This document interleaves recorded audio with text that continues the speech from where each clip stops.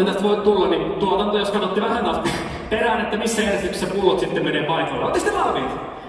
Ei mitään paineita. Se on vähentynyt. Hei!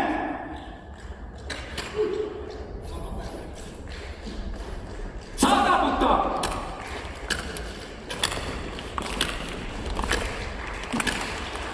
Oi, oi, oi, oi, oi.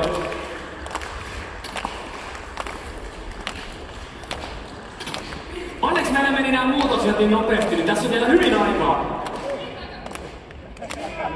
Ei lasketa!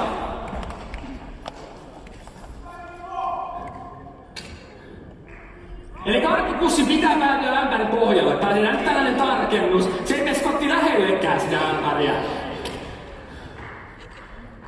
Valitaanko kenties munkit vatsassa? Vai mistä on kyse, mutta ei mene nyt kyllä lähellekään. Pessinen on käynyt jo lähellä. Ei se kaatu. Se kaatu, mä oon pahoillani.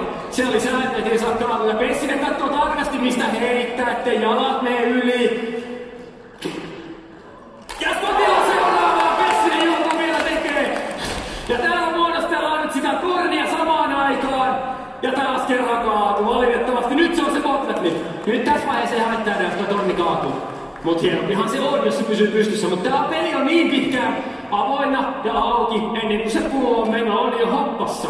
Otahan henkeä ja happea. Pessinen vielä jatkaa heittelemistä. Hei, ei se ole mennyt vielä.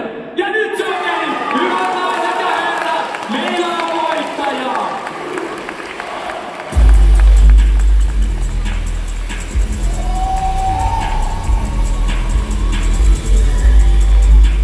Otetaan pienen haastattelun vielä molemmilta. Sulla kävi, venäjäksi kätevää valosampaa, ei ole täällä pimeässä. Sulla kävi tosi lähellä. Se oli siinä reunalla. Halo, halo. Ois pitänyt laskea mun mielestä. No ei, se ei sinne pohjalle mennyt. Sitten oliko 2 vai 3 kertaa, kun se kaatui se ämpärä? 3, 2, tuuripeli. Oliko tää tuuripeli kenties? Se oli tuuripeli. Skotti on pyörittelee päällä tuolla. Mut hei, hyvin taisteltu. Toivottavasti jännitys on raukea ja iltakin. On se vielä vähän. Toivottavasti se tosta nyt rauhoittuu. Se voi olla muuten se tulinen, mikä se nyt oli. Joo, mulla on vasta vähän semmonen fiilis, että se on se joka tässä. Joo.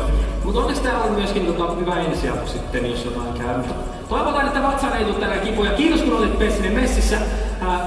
Valitettavasti tällä kertaa ei riittää.